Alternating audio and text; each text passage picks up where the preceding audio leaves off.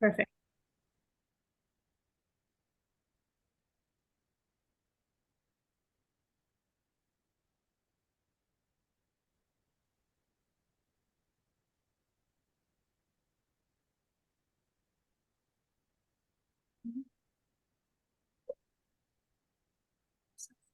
C'est le drapeau de la semaine. Chile et le Ghana. Voilà. Donc,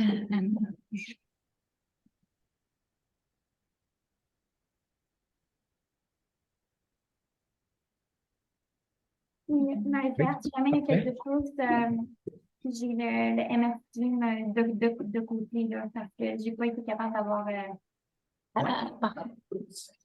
Parfait. Parfait.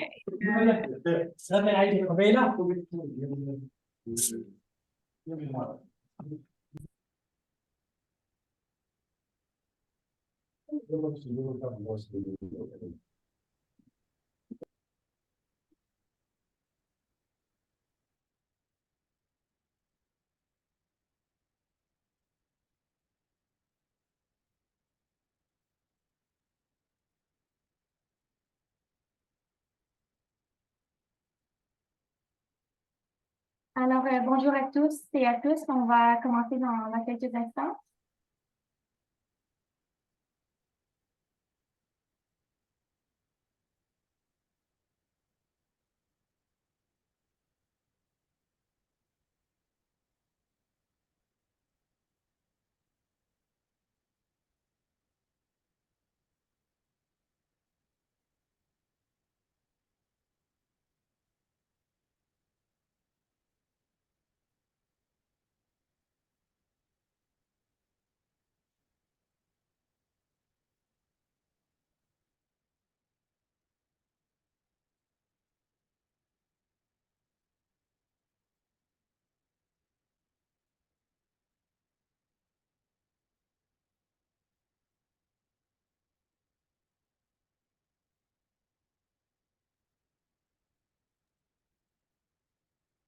Alors, bonjour tout le monde et bienvenue à l'atelier Le paysage de la réglementation et de l'étiquetage des aliments au Canada de l'Agence canadienne d'inspection des aliments.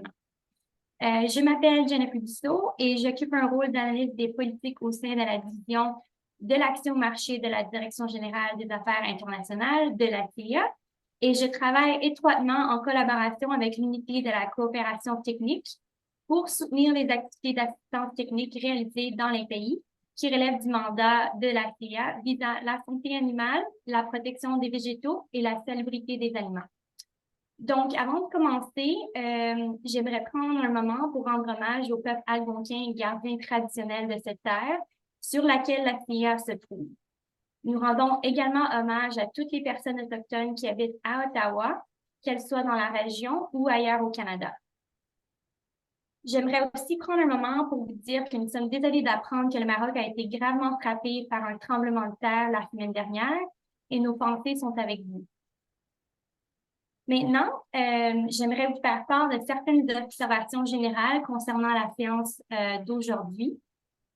Comme nous aurons du temps à la fin du webinaire pour offrir une séance de questions-réponses, je vous invite donc à inscrire tout au long de la présentation vos questions dans la boîte de clavardage ou la boîte aux questions-réponses, le bouton qui se trouve en bas de votre écran sur le Zoom, afin que nous puissions faire de notre mieux pour y répondre à la fin de la séance. Si vous voulez souhaiter poser une question en direct à nos présentateurs, vous pouvez cliquer sur le bouton « Lever la main » au cours de la période des questions-réponses et nous activerons votre micro. Veuillez également prendre note de vos commentaires car nous diffuserons le sondage à la fin du webinaire. Nous aimerions recevoir vos commentaires afin de nous améliorer pour les prochains webinaires. Donc, je suis extrêmement heureuse de l'occasion offerte par l'SCA de diffuser aujourd'hui ce webinaire aux membres de l'Association marocaine des exportateurs. Nous remercions Mme Jabriri, chef de mission de l'AMEX, pour nous avoir aidés à organiser cet atelier à l'intention de ses membres. et nous espérons que vous apprécierez cette présentation et qu'elle vous permettra de mieux comprendre l'exigence et la réglementation en matière d'étiquetage, au Canada.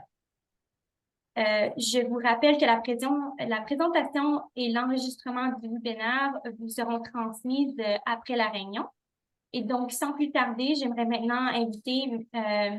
Kabadi, président du Club d'Export Canada de l'AMEX, et pour fournir quelques remarques préliminaires et d'animer le reste de cette séance.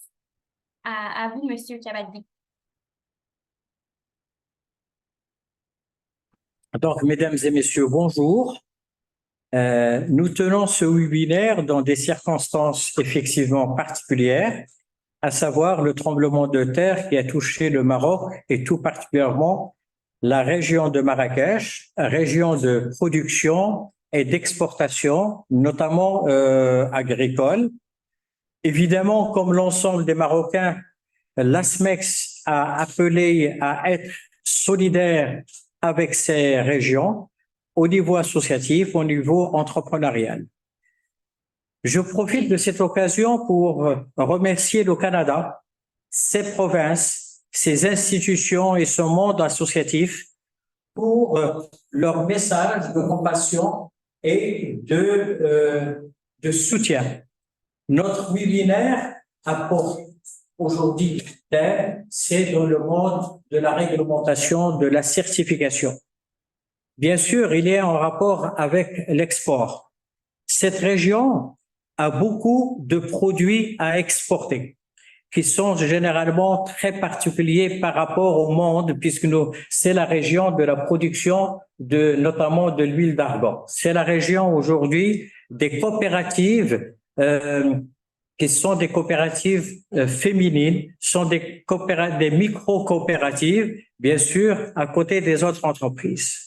C'est le moment ou jamais de profiter de vos conseils en tant qu'institution pour encourager les coopératives, les entreprises à exporter en respectant la réglementation que vous allez nous exposer et que nous sommes amenés à respecter. Encore, merci beaucoup pour l'Agence canadienne d'inspection des aliments, l'ACA, et tout particulièrement à Jennifer, Madame Marie-Pierre Mignot et Christina Cansidi.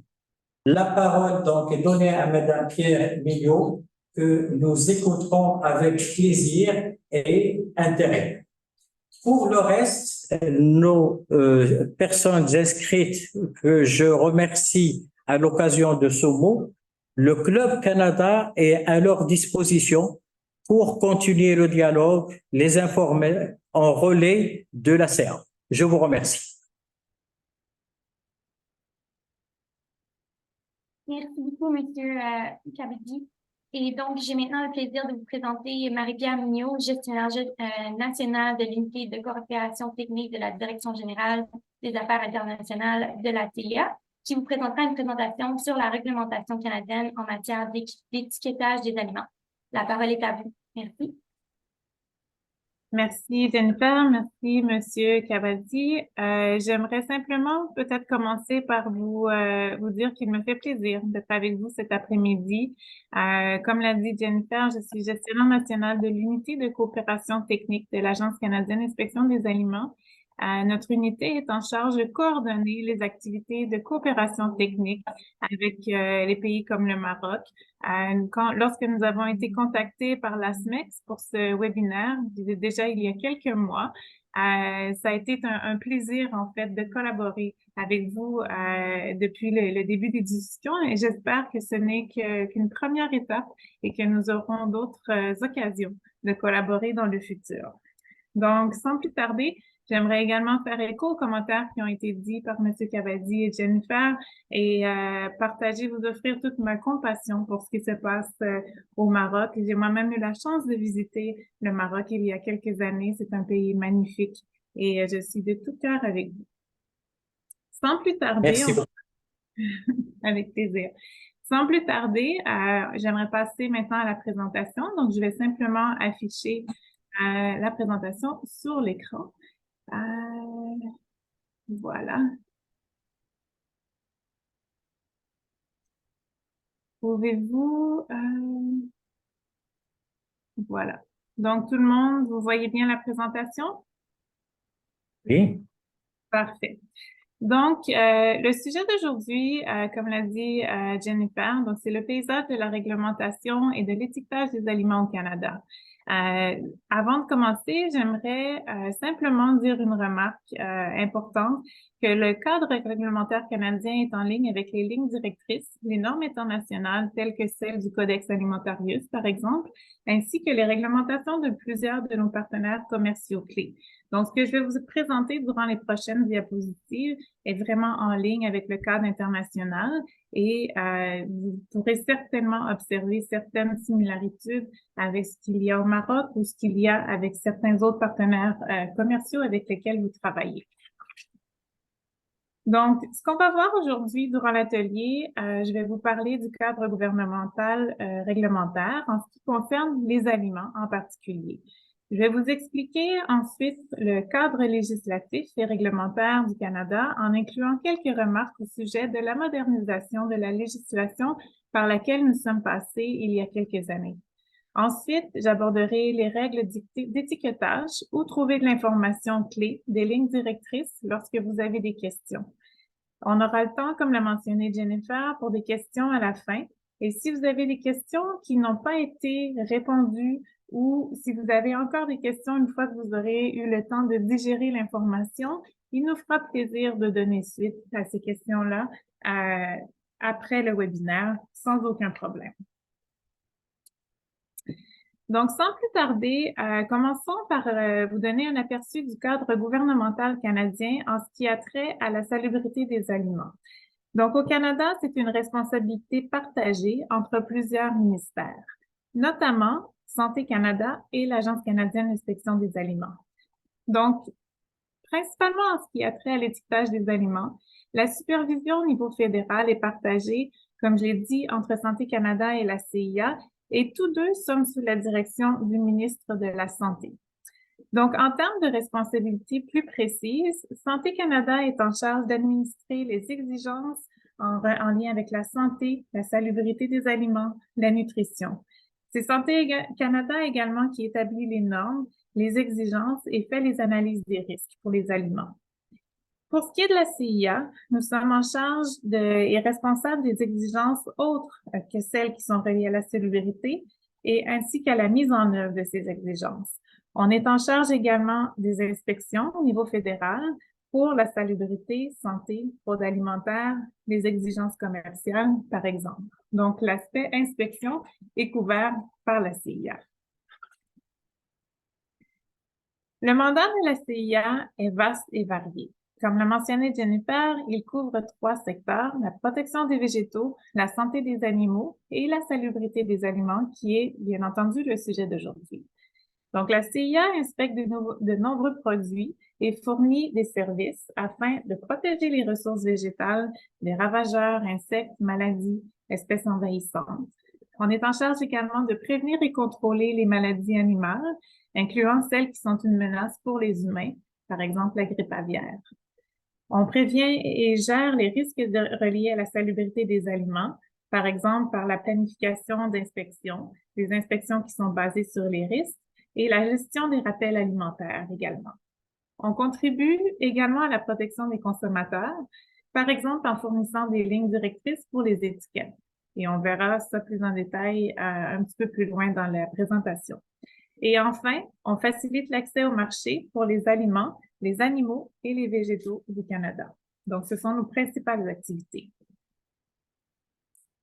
Maintenant, si on passe au cadre législatif relié à l'étiquetage des aliments, donc, elles peuvent être consultées dans la loi sur les aliments et les drogues et son règlement, ainsi que la loi sur la salubrité des aliments au Canada et son règlement sur la salubrité des aliments au Canada que j'appellerai le RSAC.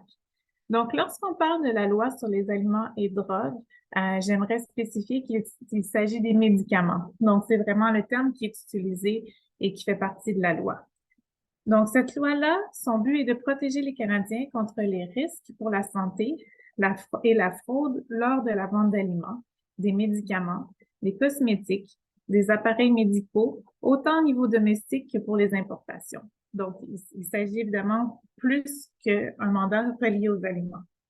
Pour ce qui est du règlement sur les aliments et les drogues, en ce qui concerne les aliments en particulier, ce règlement donne les lignes directrices pour l'étiquetage des aliments qui sont préparés et préemballés, incluant par exemple les exigences par rapport aux listes d'ingrédients, l'étiquetage nutritionnel, les allégations nutritionnelles et de santé. Le règlement établit aussi les règles d'étiquetage qui doivent être bilingues pour le Canada, anglais-français. Donc, on verra un petit peu plus de détails à ce sujet-là. Le RSAC, quant à lui, donc le règlement sur la salubrité des aliments au Canada, celui-ci s'applique aux aliments pour consommation humaine qui sont importés, exportés et transportés d'une province à l'autre. Ces réglementations sont entrées en vigueur en janvier 2019. Il s'agit d'un ensemble de réglementations qui est basé sur les résultats. Et ça, je le mentionnerai à plusieurs reprises durant la présentation. C'est un aspect important. Donc, la réglementation basée sur les résultats, on s'intéresse aux résultats plutôt qu'aux étapes telles quelles. Donc, on ne prescrit pas les étapes, mais on veut savoir que les entreprises atteignent les résultats prescrits. Donc, le RSAC inclut, par exemple, des exigences pour l'étiquetage bilingue, encore une fois, les caractères d'une étiquette, la police, la taille des caractères, la manière de déclarer une quantité nette, le nom commun devant apparaître sur l'étiquette, le nom et l'adresse de l'entreprise, la normalisation des contenants et leur taille, et ainsi que certaines exigences qui sont spécifiques à certains aliments. Les entreprises doivent satisfaire aux exigences sous la loi sur les aliments et drogues, le règlement sur les aliments et drogues, le RSAC et la loi sur la salubrité des aliments. Donc, à toute cette réglementation-là. Et ici encore, le message clé que je voudrais que vous reteniez, c'est que les exigences qui sont basées sur les résultats, telles que celles qu'on voit dans le RSAC, ceci permet à l'industrie d'innover et de répondre aux tendances, aux nouvelles tendances. Donc, encore une fois, on focalise sur les résultats et non la manière d'y arriver. Ici, je vais vous parler un petit peu de la modernisation de la réglementation. Donc, les réglementations sont statiques dans un monde dynamique. Ce sont des mots sur papier qui n'évoluent pas. La CIA a essayé de s'éloigner de cette approche traditionnelle à la réglementation en incorporant des réglementations plus dynamiques et le RSAC en est un excellent exemple. Donc, le RSAC spécifie les résultats qu'une entreprise doit rencontrer plutôt que de prescrire l'approche à prendre pour y arriver. Les entreprises, par la suite, doivent démontrer l'efficacité des méthodes qu'elles utilisent, ce qu'elles doivent faire pour démontrer l'efficacité de ces méthodes-là va dépendre bien sûr du niveau de risque relié au produit. Donc, par exemple, pour des procédés bien connus, comme la cuisson, sous des paramètres qui ont été testés et approuvés à plusieurs reprises, l'industrie devra démontrer que les normes sont rencontrées. Donc, c'est plus simple. Lorsqu'on parle d'une entreprise qui utilise de nouvelles technologies, des technologies innovatrices, dans ce cas-là, il y a un petit peu plus de démonstrations qui doivent être faites. Donc, l'industrie doit vraiment démontrer que la méthode rencontre les résultats recherchés. Par exemple, éliminer les pathogènes pour que les aliments soient propres à la consommation humaine. Ceci peut se faire, par exemple, à l'aide de la littérature scientifique. Donc, encore là, dépendamment du processus, du procédé choisi, la démonstration sera peut-être légèrement différente, ce qu'on demande.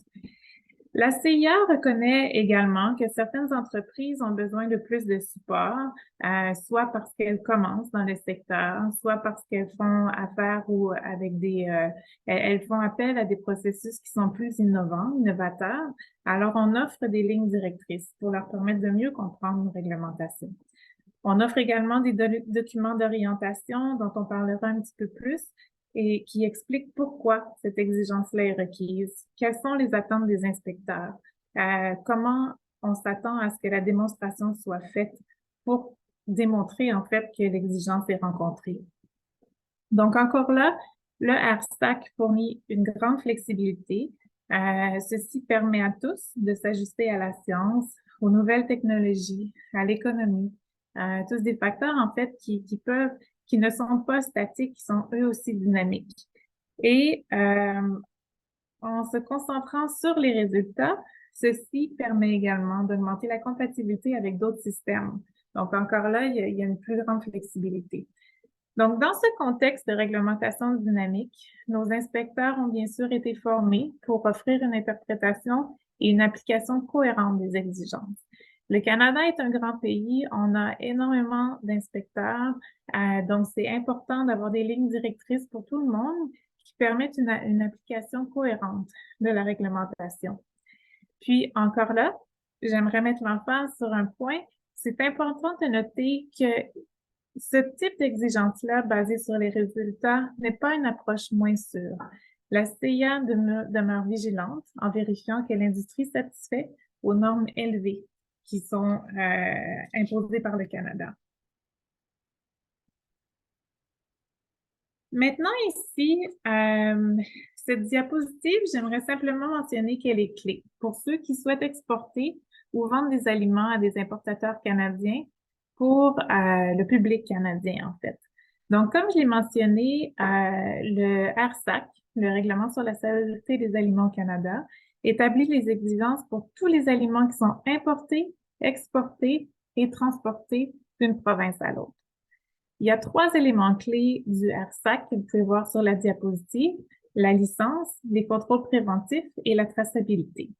Donc, si on les voit un petit peu plus en détail, la licence, donc les entreprises alimentaires doivent obtenir une licence lorsqu'elles font, par exemple, des activités telles que importer des aliments au Canada, produire, transformer, traiter, conditionner, grader, étiqueter des aliments qui sont destinés à l'exportation ou au commerce interprovincial. Les entreprises qui exportent des aliments qui ont besoin d'un certificat d'exportation, par exemple la viande, doivent également posséder une licence. Les entreprises qui sont impliquées dans l'abattage des animaux destinés à l'exportation, ou encore les entreprises qu'on appelle packing house en anglais, les établissements qui servent d'entrepôt temporaire pour les produits comme la viande, par exemple, en attendant l'inspection d'un inspecteur de la CIA. Donc, ces entreprises-là doivent également posséder une licence. Une question qui revient souvent lorsqu'on fait ce genre d'atelier est, en tant qu'exportateur, ai-je besoin d'une licence? Non, seulement les importateurs canadiens, donc par exemple les entreprises marocaines qui exportent au Canada, n'ont pas besoin de la licence. Maintenant, si on parle de mesures de contrôle préventif, ceci c'est pour gérer les risques reliés à la sécurité des aliments et diminuer la probabilité que des aliments contaminés entrent sur le marché au niveau domestique ou importation. La plupart des entreprises doivent documenter leur contrôle préventif dans un plan de contrôle préventif qui démontre comment les risques sont identifiés, comment ils sont contrôlés. Les entreprises doivent également avoir un système de plainte, enquête, rappel dans le cas d'un incident alimentaire. Donc ça, c'est pour les mesures de contrôle préventif. Le troisième élément clé, la traçabilité, ceci, c'est l'habilité de tracer le mouvement des aliments, un pas en avant, un pas en arrière, dans la chaîne d'approvisionnement.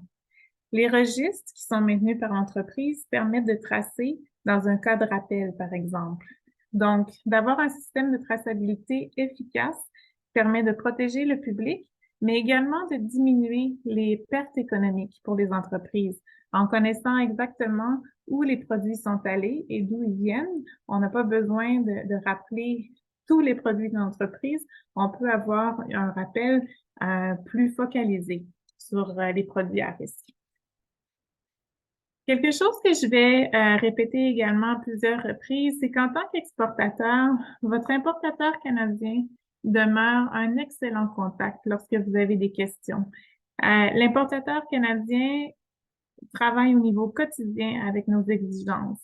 Donc, si vous avez des questions par rapport aux exigences spécifiques, par rapport à l'étiquetage, entre autres, n'hésitez pas à contacter votre importateur canadien. C'est une excellente ressource. Maintenant, si on passe aux exigences d'étiquetage des aliments. Donc, comme vous le savez, les étiquettes sur les aliments ont plusieurs fonctions, autant par rapport aux parties réglementées que pour les consommateurs. Donc, les étiquettes fournissent des informations de base qu'on va voir un petit peu plus en détail, le nom commun, les informations nutritionnelles, pour aider le consommateur à faire des choix éclairés et pouvoir comparer les produits.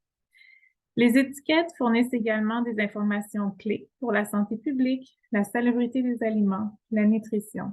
Par exemple, la date de péremption, les informations d'entreposage, entreposé au frais, entreposé au sec.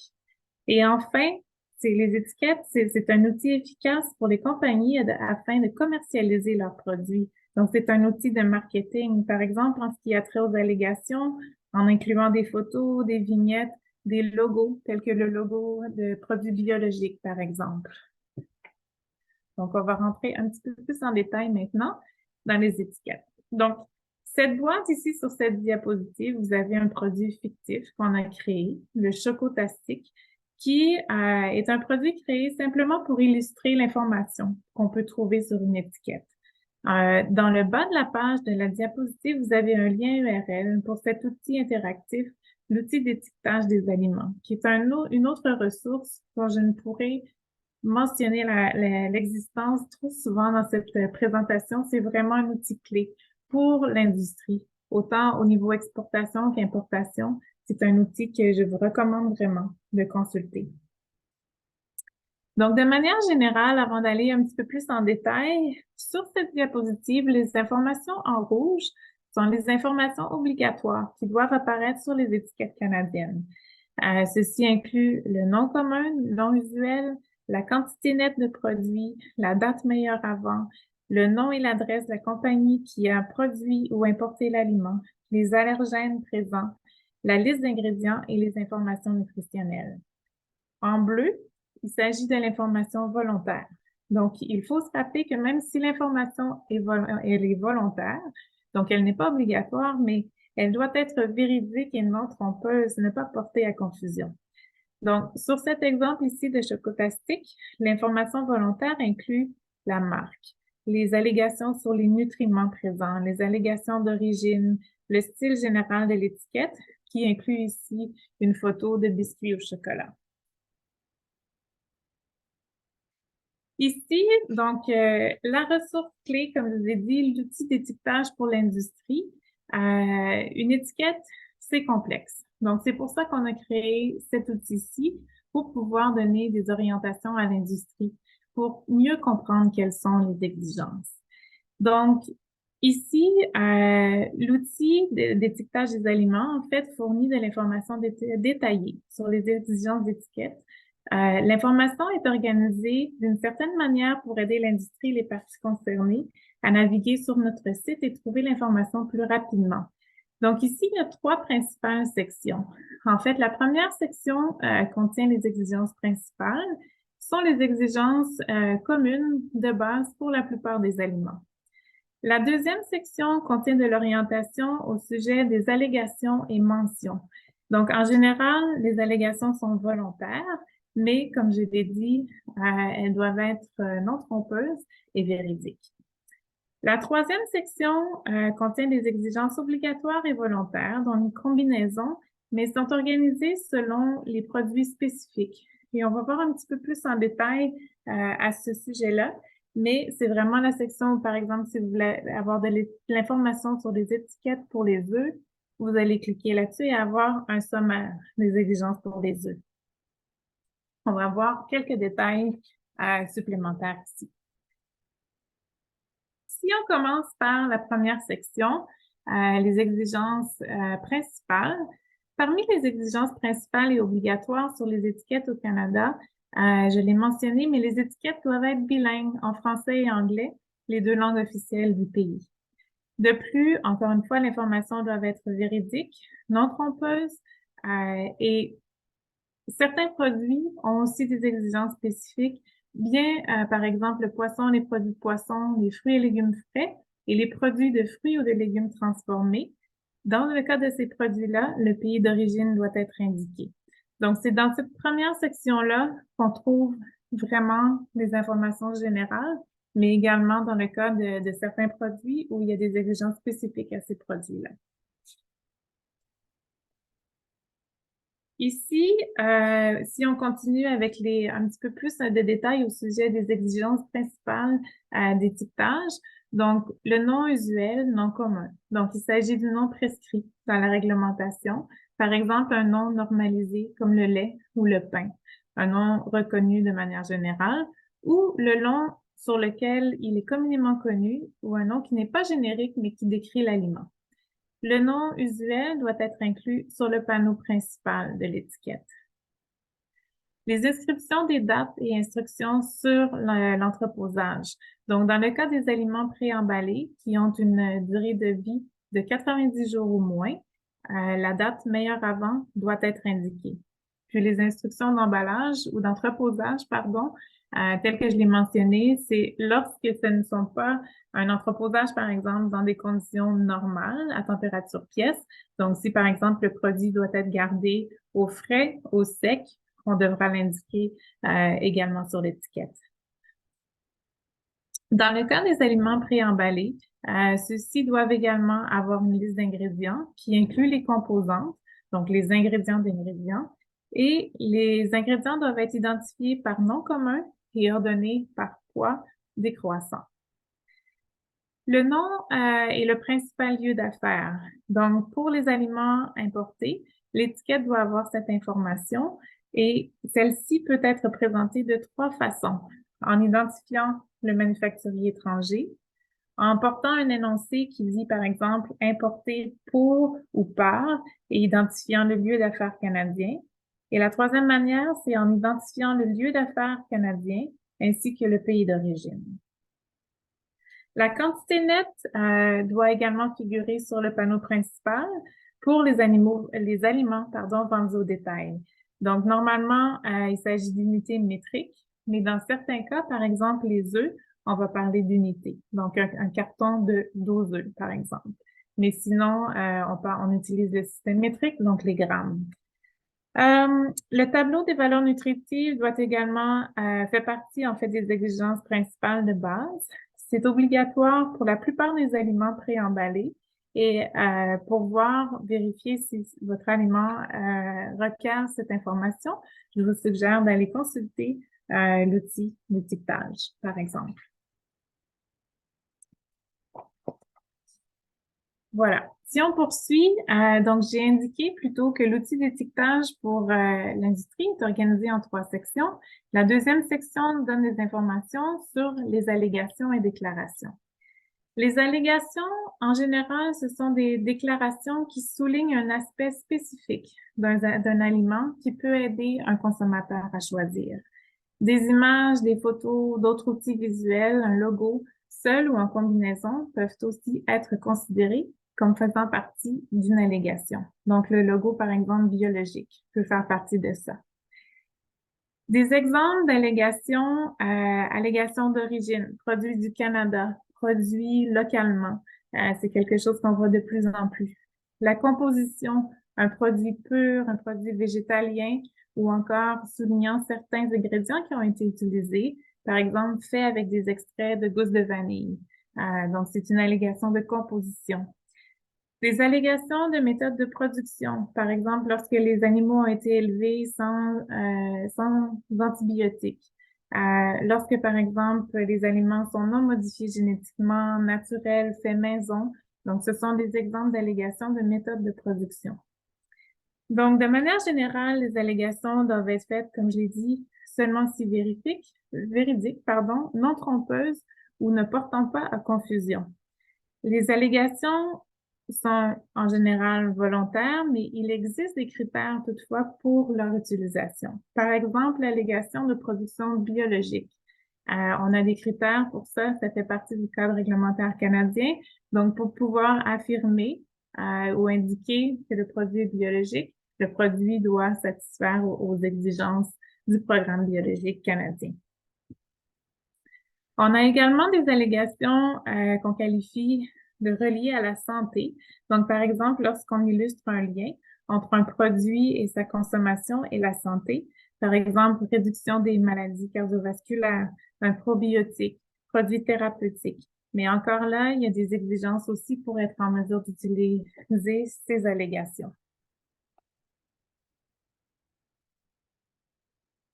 La dernière section disponible sur l'outil d'étiquetage est organisée en fonction des produits spécifiques. Par exemple, pour trouver de l'information sur les étiquettes pour les olives ou les dattes, vous devriez sélectionner produits de fruits et légumes transformés.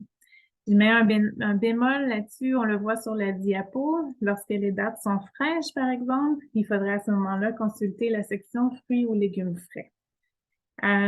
Lorsque vous cliquez sur la catégorie de produits, ça vous guide à une nouvelle page qui liste vraiment les exigences obligatoires d'étiquetage et vous orienterait aussi par rapport aux allégations volontaires et aux déclarations pour ces produits. Donc, sur la diapositive, on voit aussi en jaune qu'il y a un lien vers le résumé ou le sommaire des exigences en matière d'étiquetage pour les produits de fruits ou légumes transformés. Dans ce cas-là, c'est pour vous aider à déterminer les exigences spécifiques. Donc, pour certains produits d'intérêt qui nous ont été partagés, en fait, avant le webinaire, donc, par exemple, si vous souhaitez avoir de l'information sur l'étiquetage du couscous des pâtes, il faudrait cliquer sur produits céréaliers et de boulangerie. Poissons en conserve, les sardines, à ce moment-là, il faudrait cliquer sur poissons et produits de poisson. Les olives, la pâte de tomate, les dattes, mais les dattes sèches ou les dattes transformées, comme j'ai mentionné plus tôt, il faut à ce moment-là cliquer sur les produits de fruits ou légumes transformés. Donc, cet outil-là, je vous encourage fortement à le consulter, à aller vous pratiquer. Je pense que même nous, au niveau de l'agence, on le fait juste pour trouver l'information. C'est vraiment une page vous aidant à trouver plus d'informations et à naviguer sur notre site.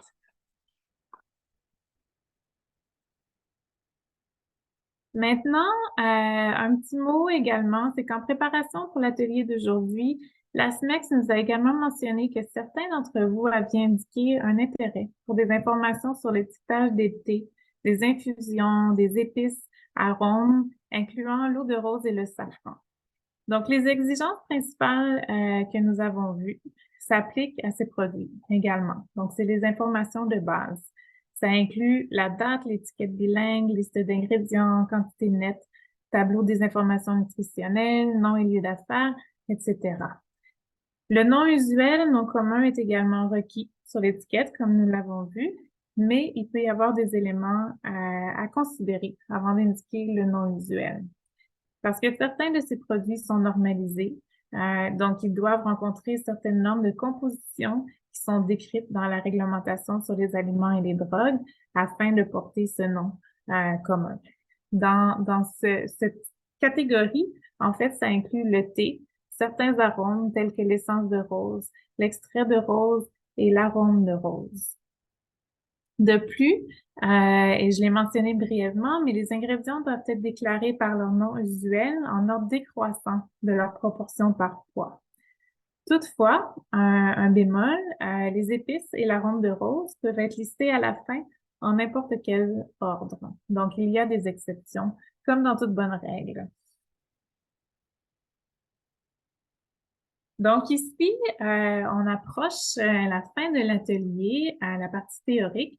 Mais avant de conclure, j'aimerais vraiment insister sur le fait que l'information qui est fournie dans les outils d'étiquetage pour l'industrie, c'est une excellente source d'information pour aider les parties réglementées, incluant les importateurs, à naviguer à travers les différentes exigences reliées à l'étiquetage des produits. Comme je l'ai mentionné, l'outil est organisé en différentes manières, sections, exigences principales, aide pour les allégations ou par produit spécifique. Puis, une note encore, je ne saurais insister trop, mais contactez votre importateur canadien. Ceux-ci sont vraiment vos meilleurs alliés. Ils sont en contact avec nous de manière quasi quotidienne. Ils travaillent avec ces exigences-là de manière quotidienne. Donc, c'est vraiment un contact à établir. Puis, je vous recommande aussi, si vous avez de l'intérêt d'en connaître plus sur nos mises à jour, vous pouvez vous abonner au service de notification par courriel de la CIA. Le genre de mise à jour qu'on publie et qu'on envoie aux gens qui sont inscrits, c'est par exemple des exigences qui sont mises à jour pour les étiquettes, des nouvelles réglementations, des nouveaux projets de réglementation, Donc, pour garder un œil sur ce qui se passe au niveau de la CIA, vous pouvez vous abonner à ce service de notification. Donc, voici maintenant rendu à la fin. Donc, pour conclure, j'aimerais simplement mentionner quelques petites remarques clés encore. Donc, j'allais mentionner à quelques reprises, c'est important de se rappeler par rapport aux étiquettes que oui, c'est un outil de marketing. Ça peut être vu tel qu'un outil de marketing pour vendre un produit, mais les étiquettes doivent toujours être véridiques et non trompeuses. Elles incluent une combinaison d'informations obligatoires et volontaires. Et pour ceci, vous pouvez trouver les lignes directrices dans nos outils. Donc, l'outil d'étiquetage pour l'industrie en est un, le majeur, le principal. Et en général, encore une fois, n'hésitez jamais à demander à vos importateurs et ils pourront vous aider, ils pourront nous contacter et il nous fera plaisir à ce moment-là là, de clarifier les exigences pour les produits et assurer un commerce sans incident. Voilà. Donc, je vais arrêter de partager mon écran. Voilà, je pense que c'est beau. Donc ça, c'était la partie théorique. Il me ferait plaisir de prendre des questions si vous en avez, des commentaires. Comme je l'ai mentionné, si vous avez envie de digérer cette information-là et vous avez des questions par la suite, n'hésitez pas à contacter nos collègues de l'ASMEX qui nous feront part des questions et à ce moment-là, on donnera un suivi par courriel. Donc voilà. Merci beaucoup, Marie-Pierre, pour cette belle présentation informative. Nous avons maintenant, comme Marie-Pierre l'a dit, nous avons du temps pour répondre à quelques questions. Donc, je vais regarder dans la boîte de clavardage pour voir s'il y a je vois qu'on a des questions.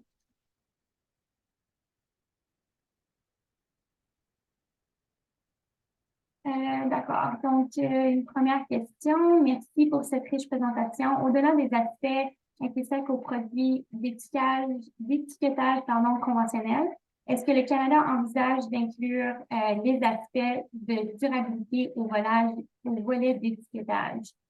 Si oui, cet aspect serait volontaire ou obligatoire? Donc, je ne suis pas certaine de comprendre la question, mais c'est peut-être la date meilleure avant peut-être, Marie-Pierre, je comprends bien la question. Monsieur Idriss, je vous invite à peut-être poser votre question si vous voulez peut-être clarifier.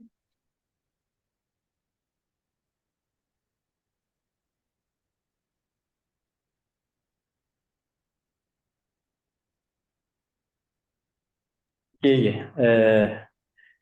Madame Marigno, de son intervention, très intéressante, très enrichissante.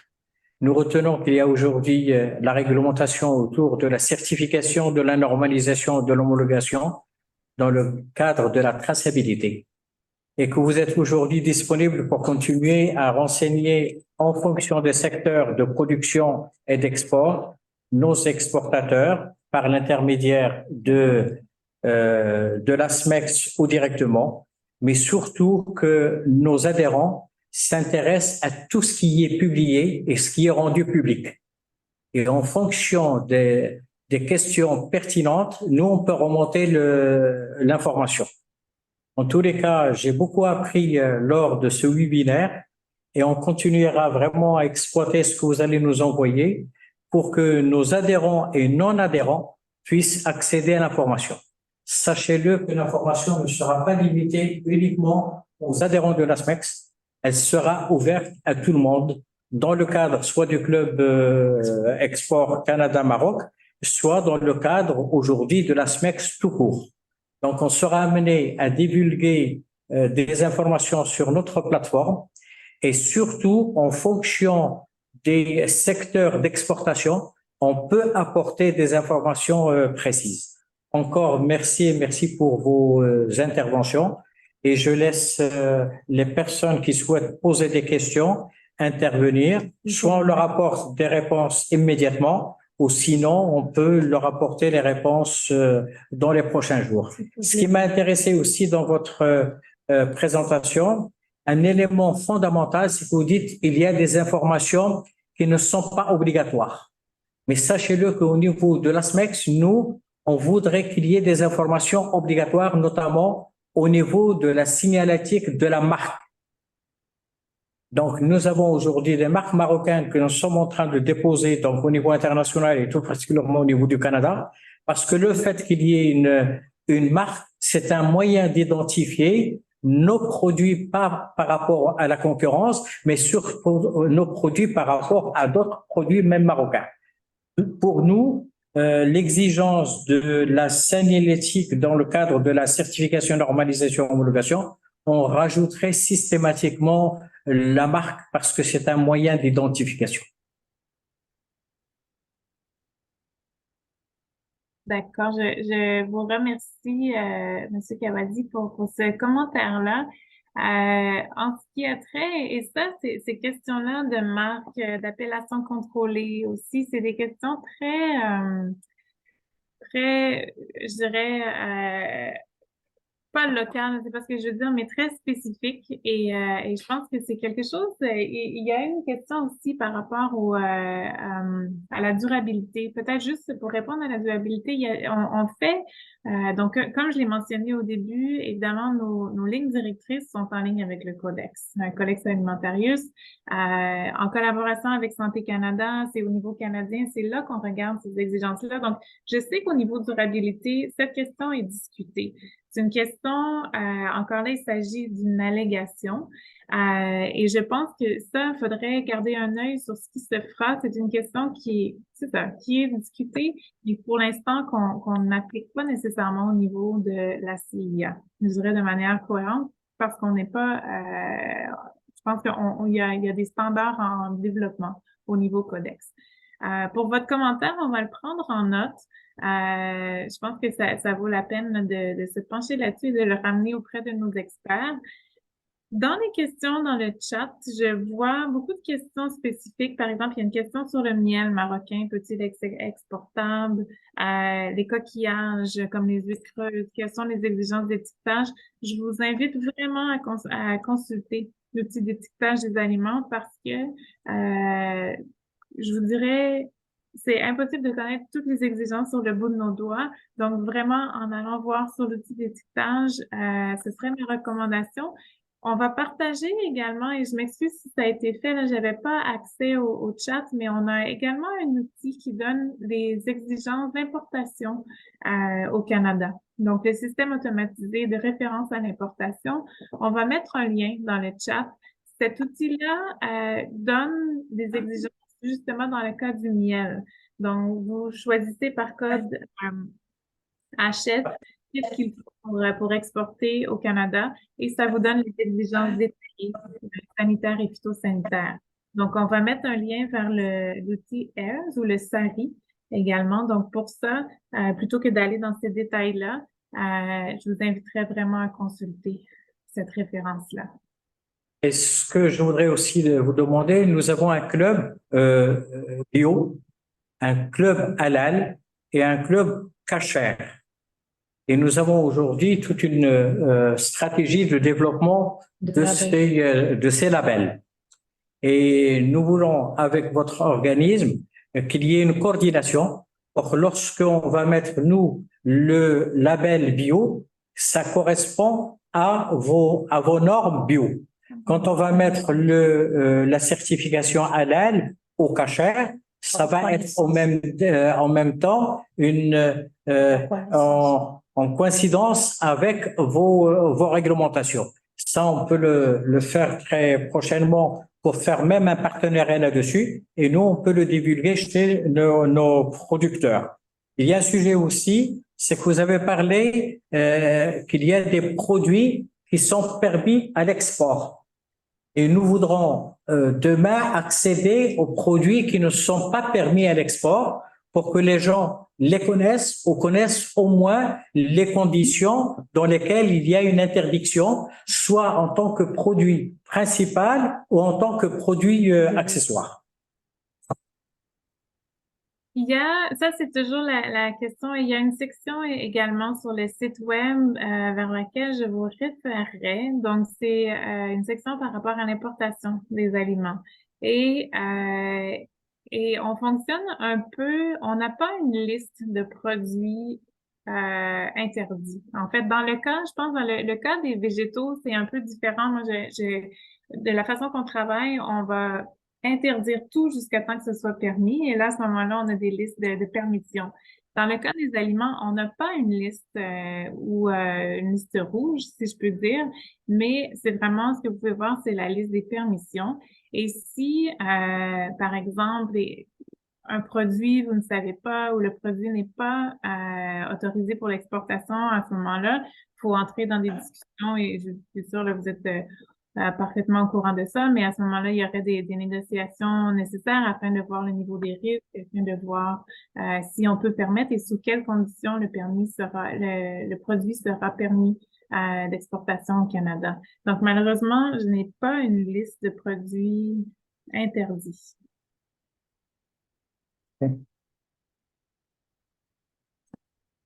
Oui, tout à fait. Donc, je pense que c'est très, très bien. Je crois que, Il aussi. n'y a pas une reconnaissance de ça. Justement, quel est le marocain?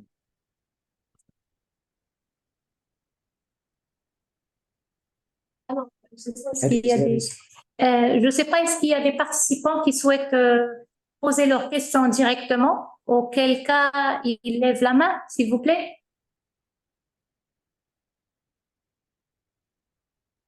Il y a quelqu'un qui a la main levée, en fait, dans la foule, Monsieur Sébastien Liard. On va lui, voilà, je vous ai donné la parole, Monsieur Liard.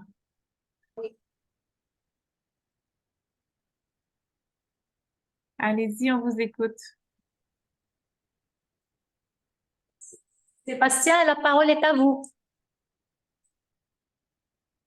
Je sais pas si Monsieur vous Liard? m'entendez. Oui, Oui, moi je vous oui. entends. Ah, super. Merci. Donc, je disais en fait que nous, on est producteurs d'huile biologique et on est certifié en prot USDA. Et on a eu par EcoCert une équivalence au label CORE, enfin à la certification CORE pour le Canada. Et ce que je me demandais, c'est par rapport à nos étiquettes et par rapport au logo qu'on doit inscrire. Est-ce qu'on doit inscrire uniquement donc, notre logo USDA, comme on le fait pour d'autres marchés, ou est-ce que là, avec l'équivalence CORE, on est autorisé à utiliser aussi le logo des produits biologiques au Canada? Ou en fait, quel logo peut-on utiliser au Canada vu qu'on a l'équivalence CORE et en même temps que l'USDA et le AB? Voilà, c'est exactement ça ma question. Merci. Merci, Monsieur Liard, pour votre question. J'ai envie de partager avec vous dans le chat le lien vers la certification organique où je pourrais vérifier avec mes collègues pour cette question-là parce que comme vous le savez sûrement, le programme biologique du Canada est considéré équivalent à celui des États-Unis. Donc, on reconnaît l'un et l'autre. Donc, dans certains cas, un produit qui est considéré biologique pour les États-Unis va pouvoir entrer le marché canadien sous l'appellation biologique également. Mais je voudrais juste vérifier par rapport à l'étiquette pour être certaine que je vous donne la réponse la meilleure, en fait, et la plus véridique. On pourrait vous revenir là-dessus à travers ASMEX. D'accord. Merci beaucoup. On va faire un suivi dessus.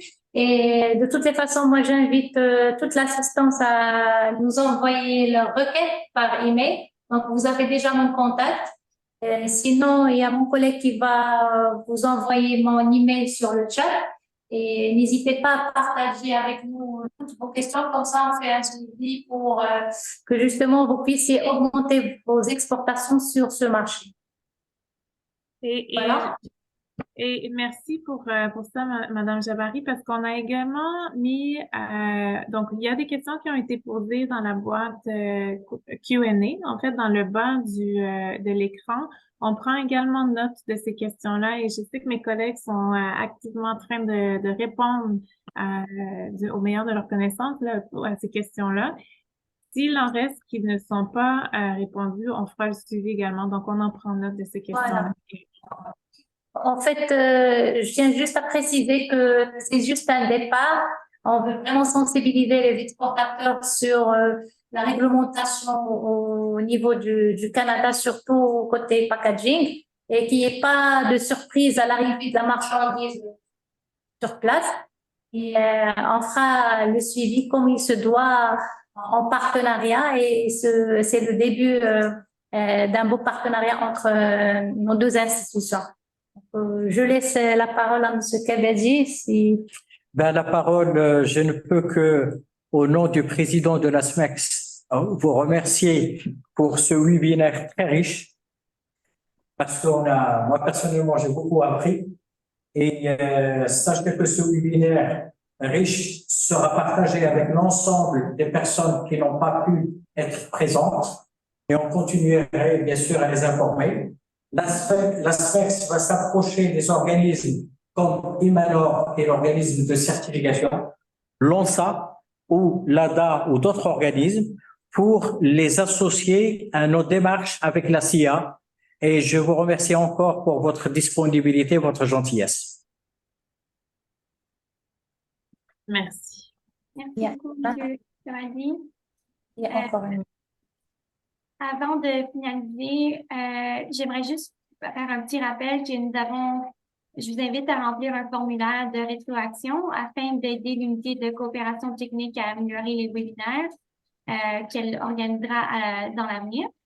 Vous pouvez y accéder en cliquant le lien fourni dans la boîte de clavardage. Donc, ma collègue Christina va partager le lien.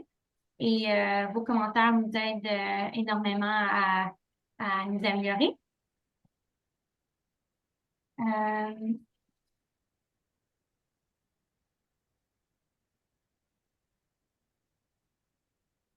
Et donc, est-ce qu'il y a d'autres, quelque chose, Marie-Pierre, d'autre à dire ou...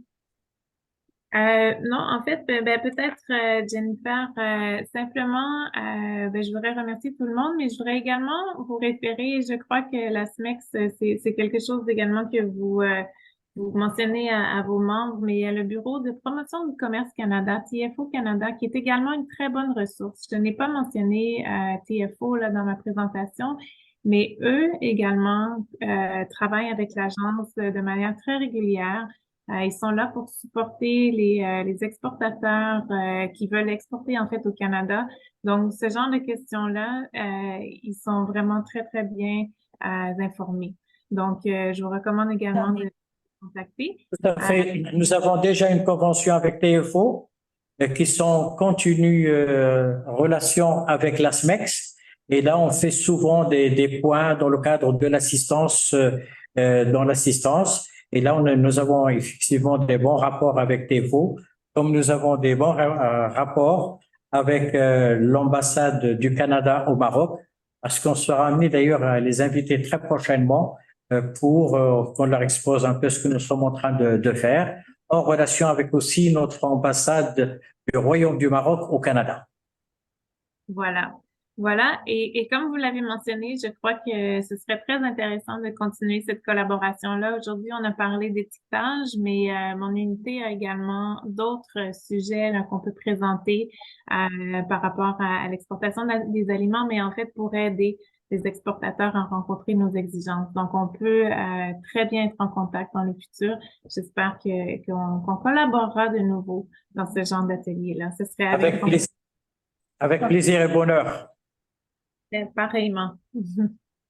Bonne journée et encore merci, sauf s'il y a une question de dernière minute. En fait, nous, j'aimerais juste informer l'assistance qu'on est conditionné par le timing de l'Agence canadienne de l'inspection des aliments.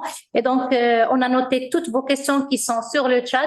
Et sachez que vous allez recevoir une réponse directement par la suite. Donc, c'est bien d'avoir posé ce genre de questions, sauf que le timing ne le permet pas vraiment. Et vous recevrez les réponses incessamment sur vos mails. Donc voilà, merci beaucoup et n'hésitez pas à être nombreux dans nos prochains événements. Merci. Merci. Merci. Merci. Au revoir, bon après-midi et bonne journée pour les autres. Merci. Au revoir. Merci. Au revoir. Au revoir. Ah.